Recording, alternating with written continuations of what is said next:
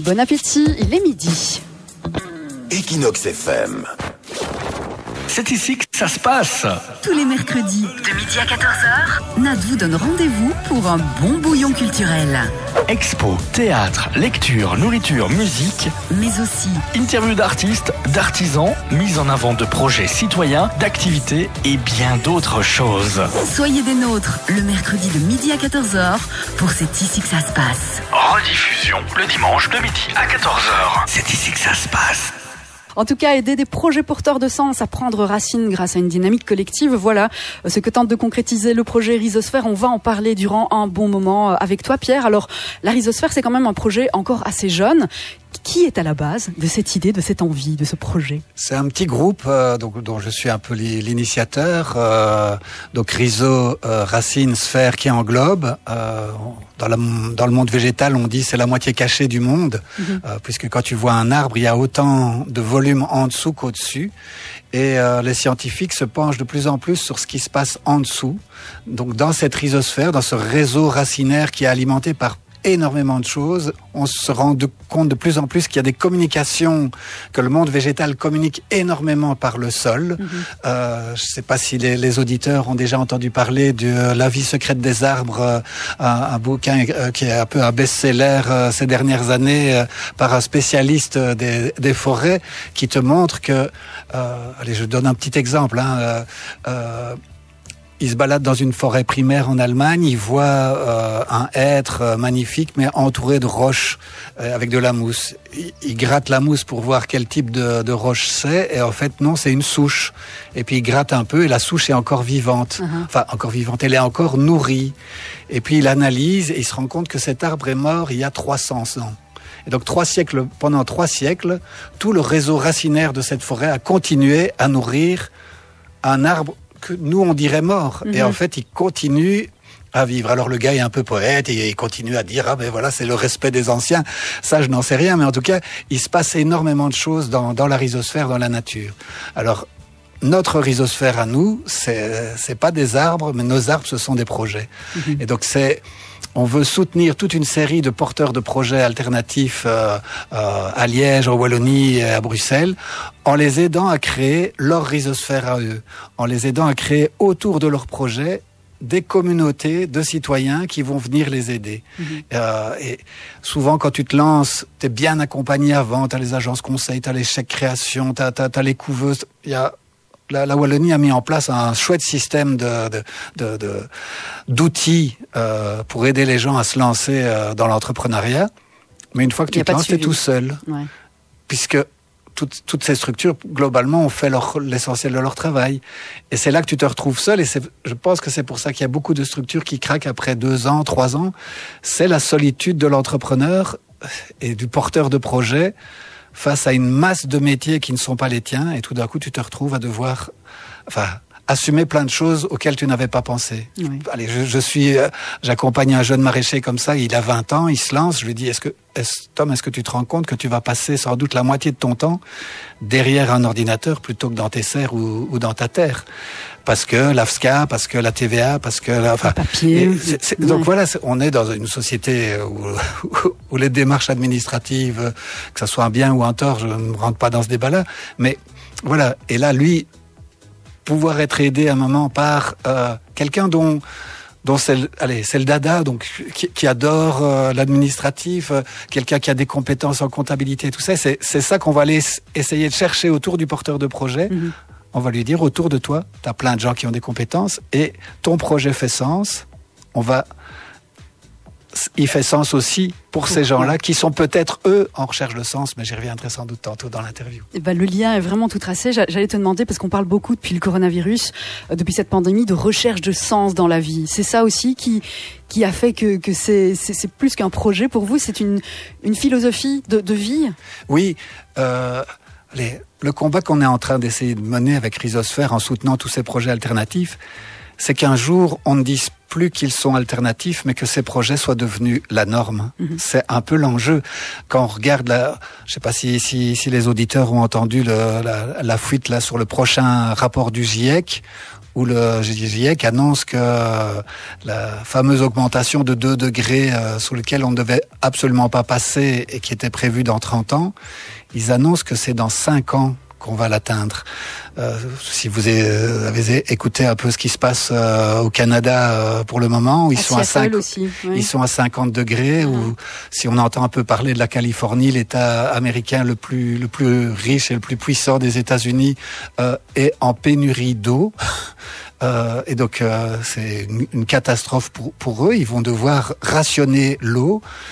Et donc si on n'a pas compris, y compris avec la crise du coronavirus, que tout ça est quand même lié à un monde d'exploitation qui nous mène droit dans le mur. Si les gens qui ne l'ont pas encore compris, alors tu dis, je ne sais pas ce qu'il faut pour qu'ils le comprennent.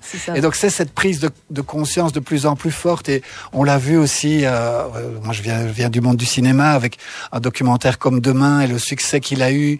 Il y a cette prise de conscience de dire, il faut changer les choses, mais qu'est-ce que je peux faire individuellement? Et ici, l'équipe autour du conseil d'administration de l'ASBL Rhizosphère, c'est toute une série de personnalités qui ont de la bouteille dans le montage de projets, dans des projets d'économie sociale, dans des projets culturels, dans des projets sociaux, tous avec un parcours, avec un peu d'expérience, et tous qui ont envie d'apporter cette expérience à des jeunes qui se lancent et à faire le lien avec des citoyens qui se disent il faudrait faire des choses, mais qu'est-ce que je peux faire? Ben là, il n'y a pas de problème, on va te trouver plein de choses à faire grâce à tous ces projets qui n'attendent que ça. Et donc tu l'as dit tout à l'heure, Rhizosphère, la racine qui englobe, c'est aussi la Rhizosphère, 3 valeurs, 3 piliers fondamentaux qui sont la justice sociale, la vitalité démocratique et la transition écologique. Est-ce que ça a été facile et évident d'abord, l'équipe est composée de combien de personnes, et est-ce que ça a été évident de trouver ces 3 piliers communs à tout le monde? Assez rapidement, et on ne l'a pas construit en disant tiens, quelles sont nos 3 valeurs essentielles. On l'a construit sur qu'est-ce qu'on a envie de soutenir, qu'est-ce qu'on a envie de faire, quels sont les projets qu'on veut porter, et à un moment c'est ces 3 valeurs-là qui ressortent sur l'ensemble des projets. Et un mot important, c'est pas l'un sans l'autre. Tout est lié aujourd'hui. Tu ne peux pas dire que la crise climatique n'a pas de lien sur la crise sociale, et tu ne peux pas dire que on ne s'en sortira pas avec un sauveur suprême qui viendra nous dire voilà la voie. Donc la vitalité démocratique, elle est essentielle, y compris dans le monde économique et dans le monde entrepreneurial. Et c'est ça, nous, qu'on veut amener, c'est amener du collectif. Tout ne doit pas être décidé par une personne, par un petit groupe de personnes. À un moment, comment est-ce qu'on rend les choses plus collectives? Et la plupart des administrateurs ont eu des expériences, les uns dans les maisons médicales, d'autres dans le monde associatif, les troisièmes dans le monde de la lutte des femmes, dans les ONG, où on a tous trouvé que l'essentiel pour porter des projets comme on les a portés nous, c'est le collectif qui est derrière. J'ai été l'administrateur délégué des Grignoux pendant des années. Les Grignoux, c'est pas un administrateur délégué, c'est pas un comité de direction, c'est 170 travailleurs qui portent un projet. Et donc, oui, on en voit plus l'un ou l'autre, parce que quelque part, c'est leur métier. Donc, moi, mon métier, c'est de venir parler à la radio, de rencontrer des hommes politiques et tout ça. Mais sans les 170 personnes qui étaient derrière moi, en fait, il ne se passe rien. Si je parle sans leur force derrière, donc, leur participation, parce que s'il n'y a pas participation derrière, c'est creux, ben mon discours sera creux. Et donc, cet enjeu de la démocratie à tous les niveaux, la démocratie, c'est pas juste une fois tous les 5 ans, on va mettre un bulletin de vote. C'est tout le temps et partout. Et donc, c'est cet enjeu qu'on veut amener aussi dans le monde de l'entrepreneuriat. Bien sûr. Et j'allais te demander aussi, en tant que père, en tant qu'administrateur ici et porteur de ce projet La Rhizosphère avec tous tes collègues, quand on entend justement ces dérèglements climatiques, les choses qui vont mal et qui ne vont certainement pas s'arranger, est-ce que c'est facile? Enfin, facile. Est-ce que tu te dis notre combat ne sera pas fait en vain? Est-ce qu'il y a quand même des moments de découragement? Enfin, j'imagine que non, parce que sinon le projet n'aurait pas vu la vie. Mais est-ce que c'est on se dit pas à un moment donné, mais à quoi bon? Parce que est-ce qu'on n'est pas tous foutus finalement? Enfin, je sais pas si tu comprends ma question. Oui, tout à fait. Ouais. Chez les porteurs de projets, par exemple, le découragement, il peut être régulier, Ouais. parce qu'il y a cette masse de travail, donc et de métiers qu'on ne connaît pas et de contraintes où tu te dis mais pourquoi est-ce que je dois encore répondre à ce type de questions, remplir ceci. J'ai envie de faire et bon, mais encore une fois, je rentre pas dans le débat sur est-ce qu'il faudrait moins de contrôle. Voilà. C'est sans doute utile, mais voilà, il y a ces moments de découragement. C'est de l'activité économique et donc il y a des moments, mais tu vois ton marché qui se réduit, tu vois la présence du bio dans les grandes surfaces aujourd'hui, c'est du bio anonyme et c'est du bio qu'on espère bien qu'il est bio, mais on est quand même globalement pas toujours sûr. C'est peut-être du bio qui vient du sud de l'Espagne où c'est des sans-papiers qui sont surexploités. Donc, mais ça aussi on voit, il y a eu énormément d'initiatives autour du bio, et puis après on voit tout d'un coup une grosse machine qui se dit tiens, une part de marché qui nous échappe, allez, allons-y, et puis on va dans un carrefour, et puis l'entrée du carrefour, on va avoir plein de produits bio et soi-disant locaux, et puis tout le reste du magasin, en fait, rien à voir, c'est encore l'agro-industrie qui est derrière. Donc oui, il y a des moments de découragement parce que on lutte, enfin tous ces projets luttent aussi contre des grosses machines. Oui. Faire la promotion, par exemple, de la boulangerie, un pain c'est tout, qu'on accompagne et qui est en pleine campagne pour récolter des parts coopératives et de l'argent en crowdfunding pour équiper leur boulangerie, leur espace Horeca qu'ils vont ajouter. C'est se battre aussi pour trouver des espaces médiatiques. Oui. Et bon, heureusement qu'on a aussi ce foisonnement ici et qu'on a des médias un peu alternatifs qui laissent de la place. Mais je suis pas sûr que dans les médias les plus dominants, c'est plus difficile d'y rentrer parce qu'à un moment, t'es pas un marché, tu n'existes pas. Alors que si, en fait, c'est ces initiatives-là qui nous empêcheront de rentrer dans le mur. Et qui vont nous nourrir d'une façon ou d'une autre. La rhizosphère, on en parle. On fait une petite coupure musicale à 12h22. J'espère que comme moi, vous trouvez cet échange super intéressant. Moi, j'en apprends beaucoup. Merci Pierre. Avec plaisir. On te retrouve dans quelques instants. On retourne dans la douceur ici d'un groupe dont vous pourrez entendre l'album en découverte ce soir même dans Easy Listening avec Yuzipa de 22h à minuit. C'est Silly Boy Blue. Le titre, c'est Teenager. Merci d'être là. Passez un bon moment avec nous.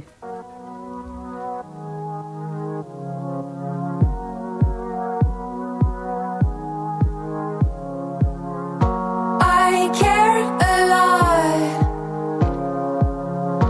I fall for strangers. I blame my heart. I'm still the other. I don't make moves.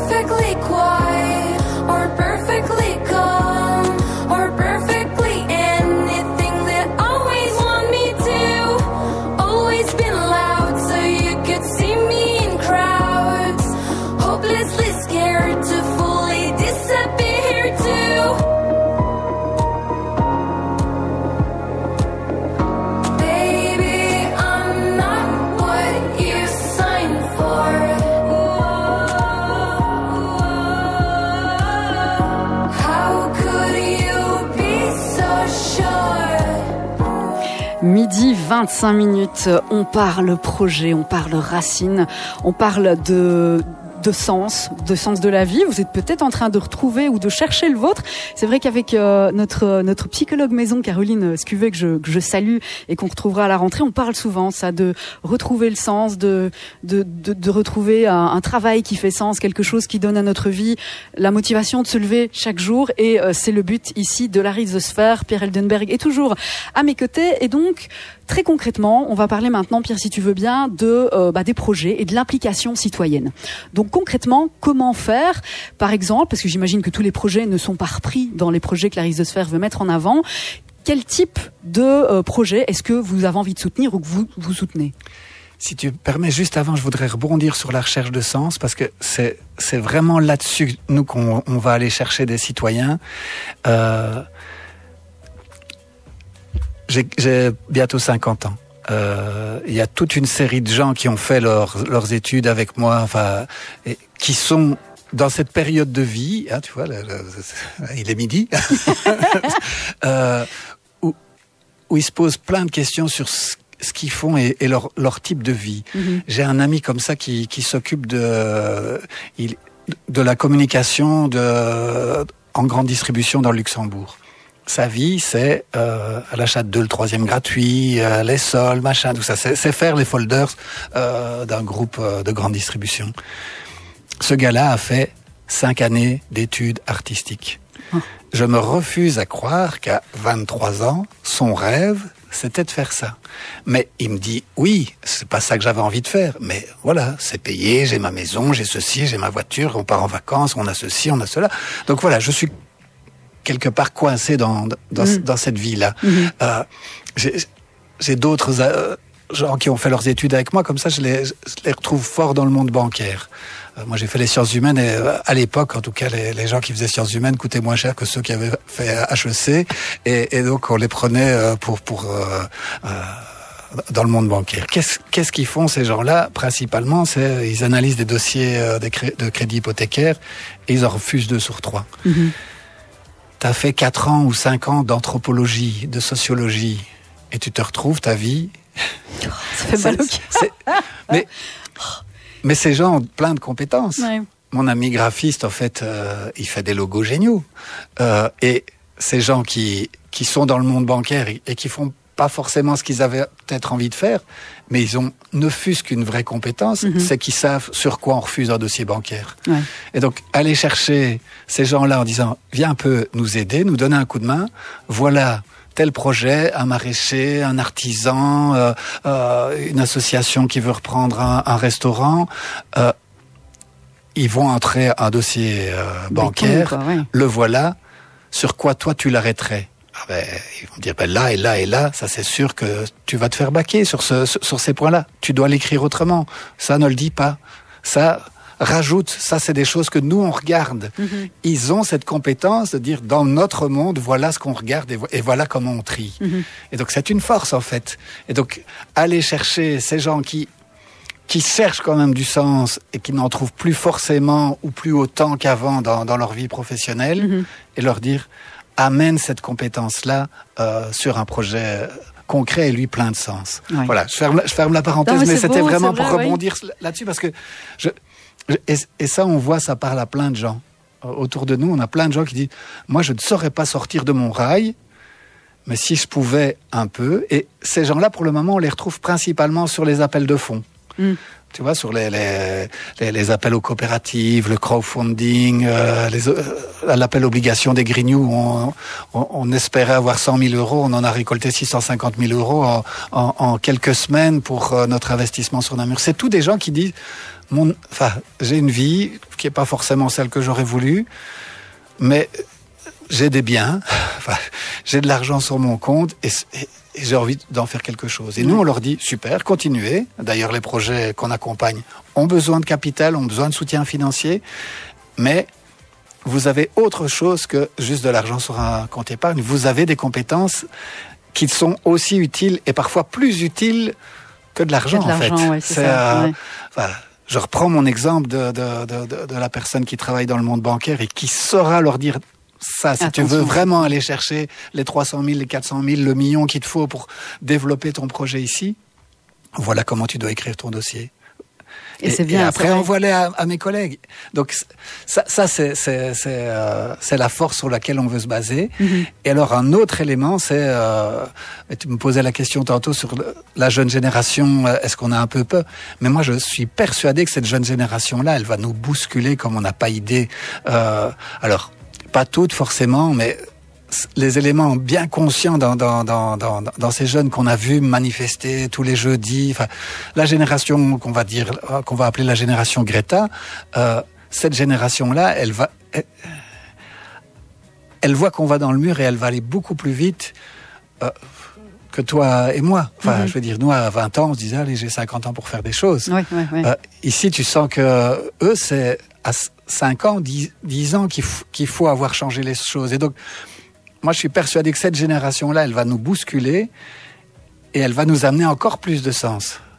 Et c'est ça qui est vraiment intéressant dans ce choc de génération, c'est qu'on va pouvoir soutenir une jeune génération qui est prête à nous bousculer, mais qu'on a une partie des plus de 35, plus de 40, plus de 50 qui sont en train de se dire tout ça n'a pas tout à fait le sens que ça devrait. Et donc, la rhizosphère, elle veut essayer de faire le lien entre une jeune génération qui dit allez, il faut bouger. Et quand je dis une jeune génération, ça peut aussi être des gens âgés, mais qui changent de vie. Voilà. Vous avez un collègue dans le monde des médias qui s'appelle Baudouin Lenel et qui était directeur de Canal C. Avant, il a été rédacteur en chef du groupe L'Avenir. Enfin, voilà, un homme de médias. Et à 60 ans, il plaque tout pour faire des glaces. Et donc il est devenu glacier à Namur. À mon avis, c'est les meilleures glaces de Namur sûrement, peut-être bien de Wallonie. C'est vraiment, il a des glaces merveilleuses. Parce qu'à un moment, ça n'avait plus de sens. Enfin, il avait fait le tour. Il s'est dit, bon, allez, quoi? Et à un moment, ce que j'aime faire, il m'a dit, ce que j'aime faire, c'est faire les desserts. Dans les desserts, ce que je préfère, c'est faire les glaces. Mais je veux faire les meilleures glaces de ma région. Donc pendant qu'il était directeur de télévision, il allait suivre des stages en Italie, il se perfectionnait. Et maintenant tu vas chez lui, pour moi c'est un jeune porteur de projet, puisqu'avant il a toujours été salarié dans des grands groupes, dans des sociétés, dans des institutions médias. Et là tout d'un coup il lance son projet. Mais il a 60 ans. Mais pour moi, c'est un jeune porteur de projet. Il se lance, enfin, il ose en fait. Et donc, voilà, je ne fais pas du jeunisme, mais je dis, il y a un moment des gens qui vont oser, et d'autres qui ne vont pas oser, qui vont se dire, mais ça me donne quand même bien envie de le soutenir. Qu'est-ce qu'il a besoin? Et alors là, nous, on essaye de faire l'interface en disant, il a besoin de moyens financiers, mais il a aussi besoin. Et justement, est-ce que ce projet, on va rester sur le projet des glaces, est-ce que ça aurait pu être un projet soutenu par la rhizosphère? Tout à fait, ça c'est une évidence. On soutient une série d'artisans comme ça. Autour de l'alimentation, ça quand même beaucoup. Voilà, j'ai un ancien collègue des Grignoux qui est en train de lancer ce qu'il a appelé la cuisine solidaire, et donc il va ouvrir un restaurant. Tous les bénéfices du restaurant vont servir à soutenir des projets sociaux sur la région liégeoise. Bon, mais à Namur, par exemple, on va suivre 2 couteliers amoureux des couteaux et qui veulent créer le couteau namurois, dont le manche sera du bois. À Namur, ils ont le combat des échassiers, tu vois, les gens sur les échasses au moment des fêtes de Wallonie, hein, c'est les rouges, les jaunes contre les bleus, les verts, je ne sais plus. Enfin, il y a un petit jeu comme ça. Ils reprennent des bouts d'échasses, des échasses cassées, et à partir de là, ils vont travailler le bois de l'échasse en couteau, en manche de couteau. Ils vont travailler avec la brasserie de la Houppe, une bière namuroise assez connue, qui termine sa fermentation en fût. Ils vont récupérer le bois des fûts et les amoureux de bière ont dit, mais moi j'ai un couteau avec Le manche, c'est le fût de la houppe. Donc voilà, ici, moi, je les encourage vraiment en plus à dire élargissez le champ, faites les couteaux wallons, et chapitre 1, Namur, chapitre 2, Liège, chapitre 3. Et à un moment, c'est les villes elles-mêmes qui diront flûte, on n'a pas notre couteau, il faut qu'on aille chercher ces gens pour avoir notre couteau local. Mais donc voilà, c'est des artisans. Et dans notre équipe, au sein du conseil d'administration, on est plutôt... on vient plutôt du monde associatif, du monde des coopératives, c'est plutôt notre environnement. Mais aujourd'hui, les jeunes indépendants, enfin des indépendants comme ça, qui se lancent, le choix de la structure, est-ce que tu es en assoce, est-ce que tu es en coopérative ou est-ce que tu es en indépendant, enfin, la logique, si tu es prêt à être dans une logique collective, c'est juste un choix de structure. Ouais. Je veux dire, il y a pas les nobles, enfin les gens qui auraient une certaine noblesse en disant nous on va dans l'associatif et ceux qui disent ah non toi tu. Ce n'est qu'un outil, la structure. Est-ce que tu es en SPRLU, est-ce que tu es en coopérative ou en ASBL ou tu es en indépendant, qu'importe. Quel est le sens du projet que tu as et est-ce que tu es ouvert à une dynamique collective? C'est les deux choses qu'on demande aux porteurs de projets. Et justement, parce que parfois quand on a un projet, on a déjà bien réfléchi à plein d'aspects et avoir comme ça la vie de personnes qui sont très compétentes dans leur domaine, ça peut parfois être un peu comme si pas comme si on nous piquait notre idée, mais tu vois un peu comment est-ce que les gens jusqu'ici prennent cette collectivité et le fait d'avoir des idées extérieures qui peut enrichir un projet. Tu viens de parler du couteau justement. Je me dis ça doit être surprenant de s'auto-surprendre et de lancer des idées qu'on n'avait peut-être pas spécialement il y a des années d'ici ou qu'on n'aurait pas eu. Mais comment est-ce que les gens réagissent par rapport à leur projet de base? Mais ils réagissent assez bien parce qu'on se met tous, les administrateurs, mais aussi on a un comité de gens qui ont de l'expertise, mais qu'on n'appelle pas experts. On dit c'est notre stratégosphère, c'est ceux qui vont un peu nous aider sur des questions stratégiques autour des porteurs de projets. Mais on a un rapport aux porteurs de projets en disant on est avec. Tu vois, on n'est pas l'expert qui dit ce qu'il faut faire, on n'est pas le coach qui dit non. Chaque porteur de projet, on va se mettre à côté de lui, on va faire un peu comme si on était avec lui.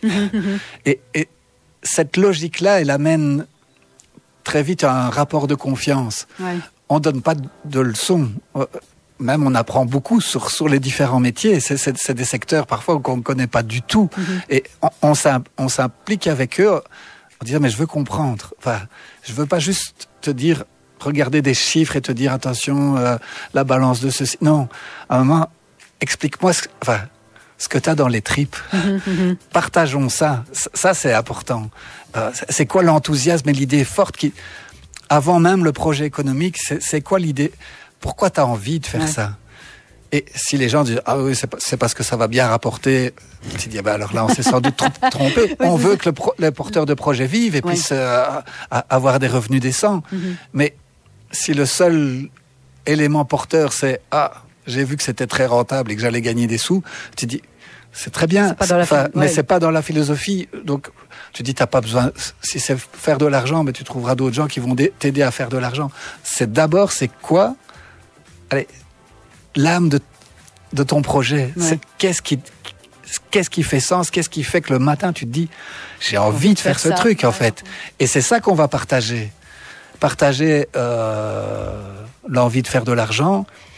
Ben oui, ça s'appelle la bourse. Enfin, je veux dire, à un moment, ces gens-là n'ont pas besoin de nous. Enfin, t'as envie de faire de l'argent, ben tu dis voilà, j'aurai un rendement de 12% et je vais trouver des gens à qui je donnerai 8%. Et comme, ben oui, faites votre truc. Voilà. Mais demain, vous ferez autre chose. Enfin, parce qu'il y a pas. Il manque un peu d'une âme, quoi. Voilà. Et c'est là que je dis les métiers. Tu vois, on s'est même un peu posé la question. Parce qu'on dit c'est des projets qui doivent faire sens, la vitalité démocratique, la justice sociale et la transition écologique. Mais on est encore jeune, et on est un peu, on est au début, nous-mêmes on est un peu projet pilote et on expérimente. Mais demain on pourrait aider un plombier ou un électricien dans un village où on se dit si ce métier-là n'existe plus, et alors que socialement, en fait, ça peut aider plein de gens. Enfin, des gens âgés et comment est-ce qu'on change mon robinet coule et des choses comme ça. Aujourd'hui, trouver un plombier dans certaines régions, c'est la galère. Et donc, quelque part, ça fait sens aussi. Mais ce qui fait sens, c'est pas je suis plombier, je vais gagner ma vie. Je suis plombier, mais dans cette région-là, je suis aussi lien social. Voilà. Comme les métiers de la santé aussi. On dit, oui, je soigne, mais je suis aussi un lien social qui renforce en fait le vivre ensemble, qui renforce les liens entre les gens. Et donc, pourquoi pas, même si aujourd'hui on ne va pas dire tiens, on va aider des plombiers, des électriciens, mais ça pourrait avoir sens de dire tiens, dans ces régions où c'est difficile, ou ouvrir une petite épicerie parce qu'il n'y a plus de magasins, il n'y a plus de lieux où les gens se retrouvent, où le lien existe, ça peut être aussi un projet de dire ça fait sens. Ça fait sens aussi. Enfin, justice sociale, c'est pas juste pauvre, mais c'est aussi quel lien on met dans la société. C'est aussi ça la justice sociale. C'est ces liens qu'on va renforcer entre différents citoyens dans une zone géographique donnée. Tu vois, donc la diversité, c'est le foisonnement. Énorme. Et encore une fois, notre approche, surtout quelque part comme on arrive après les agences conseils et les couveuses et les autres structures d'accompagnement, qui eux font un travail qui est pas simple, c'est l'étude de marché et l'équilibre économique du projet. Et c'est très très bien, c'est un métier super important, mais ça c'est le métier le plus dur, parce que là tu dois cornaquer en fait le porteur de projet. Nous, arrivant après, en fait, on a déjà des porteurs de projet où on dit oui, ça va. Ce projet est viable, ce projet a été suivi par des... Ou parfois, c'est des projets qui sont portés par des gens qui ont tellement de bouteilles. Tu vois, ici, on accompagne Paul Mathieu, le fondateur des magasins Albinette, qui voudrait ouvrir, se relancer dans le maraîchage. Il venait du maraîchage avant d'ouvrir le premier magasin, puis le deuxième, puis le troisième, puis le quatrième. Et on l'accompagne parce qu'il a envie, à un moment, de relier les champs à Albinette. Ouais.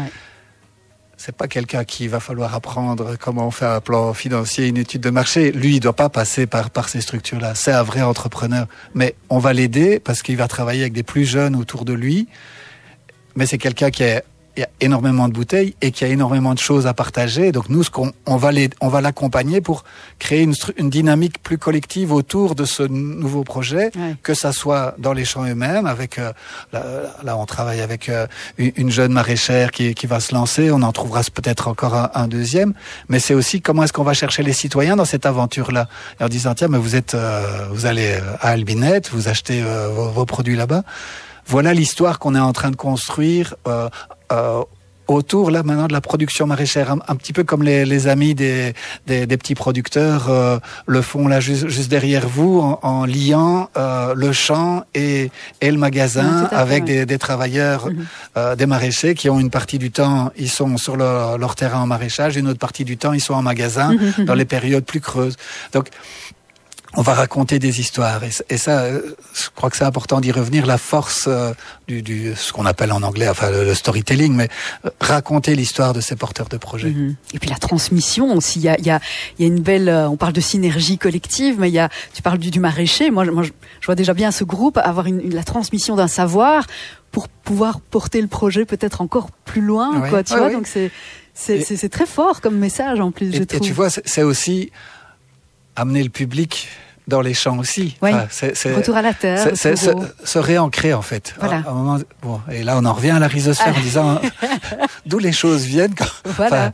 Et c'est pourquoi les légumes de saison et pourquoi c'est important au moment de nous relier à ça. Et tout ça, ces porteurs de projets-là, ils ont plein de choses à raconter. Et donc, nous, c'est un de nos enjeux. C'est pas si on en parle maintenant, mais c'est vraiment un des enjeux, c'est comment est-ce qu'on va raconter ces belles histoires-là. On y reviendra dans quelques petits instants. Alors je sais que vous, de l'autre côté, vous êtes certainement comme moi, pendu aux lèvres de Pierre. C'est juste exceptionnel, ce projet Rhizosphère. Alors n'hésitez pas, il y a le site internet rhizosphère.be. Vous allez pouvoir avoir les compléments d'infos. Il y a alors on n'est pas encore fini, mais si vous êtes curieux et que vous avez pendant la pause musicale envie d'aller voir les vidéos qui sont très bien faites aussi par rapport au projet. On parlait de Un pain c'est tout à l'heure. Vous allez pouvoir voir tout ce qui s'y passe, le pourquoi du comment et toutes ces infos. Vous allez allez pouvoir vous impliquer également en tant que citoyen dans ce projet. On y reviendra tout à l'heure avec Pierre. Mais pendant tout ça, nous on va s'écouter Surfaces So Far Away. Ne zappez pas. On revient pour le projet Rhizosphère dans quelques instants.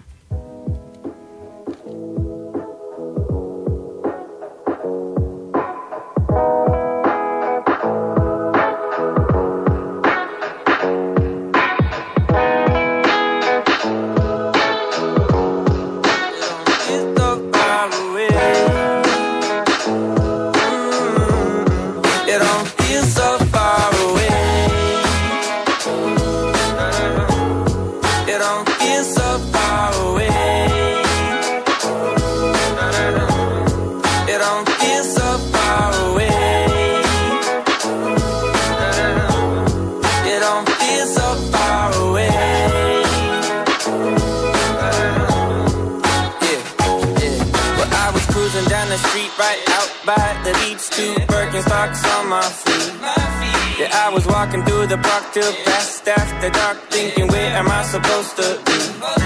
I may have gone too far away past the boulevard, but I still see you in my dreams. I figure I could be wherever, long as I could feel the weather, and know that you never really feel so far away. You don't feel so far away. You don't feel so far away. You don't feel so far away. You don't feel so far away. Well, it was 2:30, swimming in the deep blue, got the seashells at my feet. Yeah, I was floating with the waves, soaking up a summer day, feeling all the colors in the breeze. I may have gone too far away past the boulevard, but I still see you in my dreams. I figure I could be wherever, long as I could feel the weather, and know that you never really feel so far away. You don't feel so far away. You don't feel so far away. You don't feel so far away. You don't feel so far away. I'm feeling closer, my baby. Feeling close to you lately. Feeling closer, my baby. Feeling close to you lately. I'm feeling closer, my baby. Feeling close to you lately. Feeling closer, my baby. Feeling close to you lately. I'm feeling closer, my baby. Feeling close to you lately. Feeling closer, my baby. Feeling close to you lately. I'm feeling closer, my baby. Feeling close to you lately. Feeling closer, my baby. Feeling close to you lately.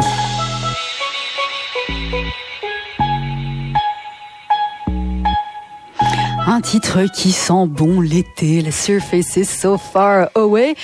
Et nous, on va pas se laisser démonter par la grisaille et la pluie en ce mercredi 30 juin, dernière phase, avant peut-être vos congés. Vous allez peut-être partir ou rester à la maison. En tout cas, une chose est sûre, restez bien connectés, que ce soit via le streaming sur equinoxfm.be ou sur le 105 en FM. Et très bientôt, on va vous donner des bonnes infos DAB également. Donc, vous êtes sur Equinox FM, dans C'est ici que ça se passe. J'ai toujours à mes côtés Pierre Eldenberg. On parle de ce projet dont on pourrait parler pendant des heures et des heures, qui est la Rhizosphère. Et donc, juste avant la pause musicale, on parlait justement de comment raconter les histoires de ces porteurs de projets. Oui, et aujourd'hui, si on te dit, tiens, l'entrepreneur qui a réussi, c'est qui? Et dans les médias dominants, tu aurais plutôt tendance à dire, oui, c'est Elon Musk qui va nous envoyer sur Mars, c'est Bill Gates. Mais ça, c'est pas des histoires d'entrepreneurs, en fait, c'est des histoires d'argent. Et Elon Musk, derrière Elon Musk, il y a quand même beaucoup d'exploitation. Enfin, ces voitures électriques, si Elon Musk ne sait pas d'où viennent les minerais nécessaires, on peut lui expliquer que ça finance des catastrophes en Afrique centrale et des guerres. Et donc, essayez de nous faire rêver avec Elon Musk qui va envoyer des milliardaires faire le tour de la Terre. Bon, je pense que ça va, on pollue déjà assez comme ça que pour envoyer des milliardaires se faire un petit tour et sur la Lune demain. Pour moi, ça, c'est pas des belles histoires. Et pourtant, c'est celle, on va dire, l'entrepreneur qui a bien réussi, c'est Elon Musk. Mm-hmm. Tu dis non, c'est juste quelqu'un qui fait beaucoup d'argent et continue à faire beaucoup d'argent. Et son histoire, c'est celle-là. Par contre, les vraies histoires d'entrepreneuriat qui sont passionnantes à suivre, c'est ces petits projets-là. Et dont on parle peu. Oui, enfin, si dans les médias locaux qui ont compris ce travail de proximité et de suivi de la richesse qu'on a autour de nous. Mais globalement, on parle peu de ces initiatives-là. Et nous, c'est un des enjeux qu'on a. Et donc, on est en train de mettre en place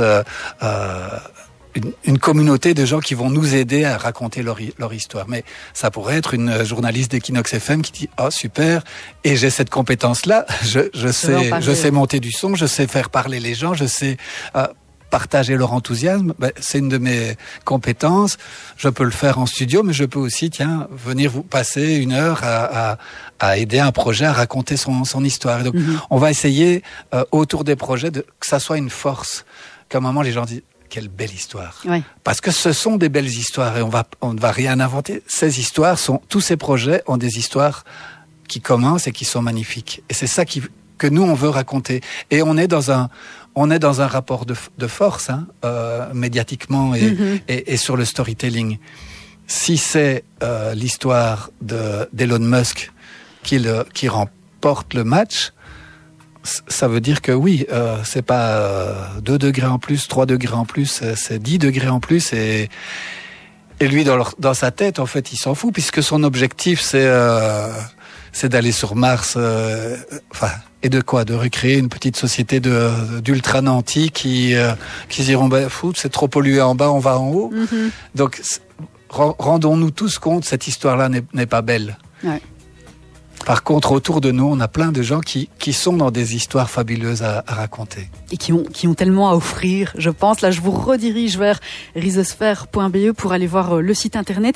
Très chouette aussi. Et puis, avec ce petit logo, ces feuilles, cet arbre qui est très présent, fatalement. On parlait tout à l'heure, la racine qui englobe. Et donc, ce sont des projets qui impliquent les citoyens. Ça veut dire que quelqu'un qui nous écoute aujourd'hui, qui a envie d'apporter très concrètement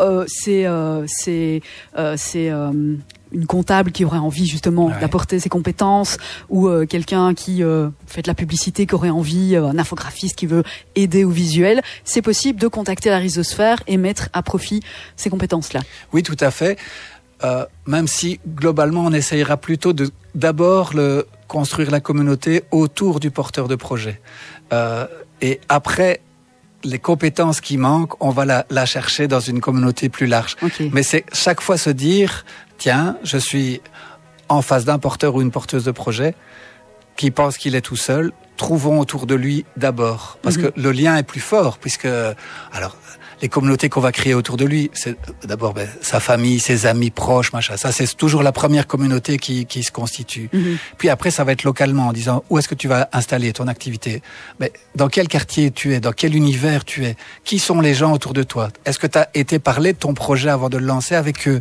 Peut-être que là aussi, il y a des compétences. Et puis, il y a les compétences sur le métier. Ben voilà, le coutelier, est-ce qu'il y a d'autres couteliers? Qui sont les passionnés de couteaux en Belgique francophone? Où est-ce qu'ils sont? Comment est-ce que tu les trouves? C'est aussi une communauté de proximité, mais sur un métier, une thématique, une passion. Donc ça, c'est ta troisième communauté. Et puis après, tu vas avoir ta communauté de clients, qui fait sans doute un peu partie des 3 premières, mais tu vas peut-être aussi avoir... La boulangerie, on revient à la boulangerie, un pain c'est tout, et toutes les autres boulangeries associatives qui fleurissent à Liège. On a quand même vraiment beaucoup de chance aujourd'hui quand on voit tout ce qui se passe dans le quartier Saint-Léonard, notamment avec le projet de Philippe Baudeux. Donc, mais là aussi, hop, qui sont les gens qui vont t'aider d'abord, c'est les plus proches, qui vont dire, super ton projet, je te connais, j'ai envie de t'aider. Puis après, c'est les gens du quartier qui vont dire, c'est super, on a une boulangerie dans notre quartier. Et puis à un moment, tu fais pas n'importe quel pain, donc c'est l'intérêt autour du pain. Et puis voilà, la SBL Sans Patron, là, qui reprend la boulangerie, un pain c'est tout, là, ils veulent, eux, lancer un espace Horeca, et donc, on va pouvoir aussi vivre des moments dans cette boulangerie. Tout ça est assez fabuleux. Donc oui, mais d'abord, notre travail, on le fait autour des porteurs de projets, mais effectivement, et on a déjà eu comme ça toute une série de contacts, une très chouette ancienne responsable finance à CMI et à Arcelor qui change de vie. Elle a dit, moi j'ai des compétences, voilà, je vais aller travailler dans une association à Bruxelles, mais j'ai des compétences, j'ai envie de les amener à la Rhizosphère. Ouais, super, bienvenue. C'est génial. Et comment, donc là, il nous reste très peu de temps, oui. On va rencontrer, on va aller dans le concret. Donc, je suis une citoyenne lambda. Je n'ai pour le moment pas vraiment, je vois sur la Rhizosphère, pas vraiment d'attache avec les projets, imaginons. Ouais. Mais comment est-ce que mais j'ai la philosophie du projet en entier. Comment est-ce qu'on peut aider d'une façon ou d'une autre la Rhizosphère? Donc, ici, on est dans une campagne de crowdfunding pour financer la Rhizosphère elle-même. Donc, on est en train de se dire, tiens, comment est-ce qu'on peut... Pour le moment, on a des subventions projets pilotes par la ministre Christine Moréal, ministre de l'économie sociale. Et l'équilibre économique, c'est un peu de subventions, un peu les projets. Et on aurait envie, nous, que principalement notre structure à nous soit financée par les citoyens qui nous permettront d'offrir nos services à l'ensemble des porteurs de projets. Et donc, je dis souvent, c'est la campagne la plus difficile parce que je vais te parler de la boulangerie Sans Patron. Ben voilà, aidez-les à acheter un four, c'est concret. On a accompagné l'année passée les citoyens de la rue Porte-aux-Oies pour le rachat du terrain qui va devenir un jardin collectif dans le quartier. C'est simple, il y a un terrain à vendre, il faut vite l'acheter, aidez-nous à l'acheter. Les couteaux, ça va être pareil. À un moment, on veut installer une mini-forge au centre de Namur. Tout ça est concret. Les amis qui veulent ouvrir le restaurant avec la cuisine solidaire, voilà, il faut racheter du matériel et réouvrir un restaurant, c'est concret. Soutenir financièrement la Rhizosphère, tu vois, ça fait une heure qu'on parle. Ouais. C'est un concept en fait, et donc c'est la campagne la plus compliquée de toutes, mais l'idée est vraiment d'aller chercher, imaginons 1000 citoyens qui nous feraient un ordre permanent d'1, 2, 5, 10, 20, 50 euros. Et ça va nous permettre sur le long terme de dire, tiens, on a ce soutien financier régulier et on le veut le plus large possible. Certains m'ont dit, mais pourquoi est-ce que tu ne vas pas voir un peu les riches investisseurs liégeois? Il y en a, et il y en a qui sont très sympas, qui sont ouverts aux idées novatrices. Je dis, oui, on ira peut-être un moment les voir, mais la force, c'est de créer une communauté autour du projet Rhizosphère. Si je vais chercher 3 personnes qui ont beaucoup d'argent, mais j'ai une communauté de 3 personnes, ça s'appelle pas vraiment une communauté. Tandis que s'il y a déjà 1000 personnes qui se disent, le projet Rhizosphère, j'ai compris, et ma première action, c'est de soutenir le concept et la petite équipe qu'on met autour, ça c'est un vrai soutien pour nous. Pierre, j'aurais eu envie de t'offrir 3 heures d'antenne, honnêtement, parce que c'est vraiment un beau projet, plein de sens. Je suis persuadée que je suis pas la seule à mon rencontre. Et je vous le dis aussi, pour ne pas que vous oubliez, si vous avez pris l'interview en cours de route, il y a la rediffusion ce dimanche de midi à 14h, pour c'est ici que ça se passe. Mais je suis obligée de te dire merci et au revoir. Un grand merci à Equinox FM et à toi particulièrement. Et de rien. Et puis tu reviendras parler d'autres projets. J'espère que plein de porteurs de projets pourront venir à notre micro pour justement parler des crowdfunding et parler de leurs histoires, parce que ça pourrait... Et la recherche de sens. Voilà, et la recherche de sens. Un grand merci encore une fois, Pierre. Merci à toi. C'est ici que ça se passe. Tous les mercredis, de midi à 14h, Nat vous donne rendez-vous pour un bon bouillon culturel. Expo, théâtre, lecture, nourriture, musique, mais aussi interviews d'artistes, d'artisans, mise en avant de projets citoyens, d'activités et bien d'autres choses. Soyez des nôtres le mercredi de midi à 14h pour C'est ici que ça se passe. Rediffusion le dimanche de midi à 14h. C'est ici que ça se passe.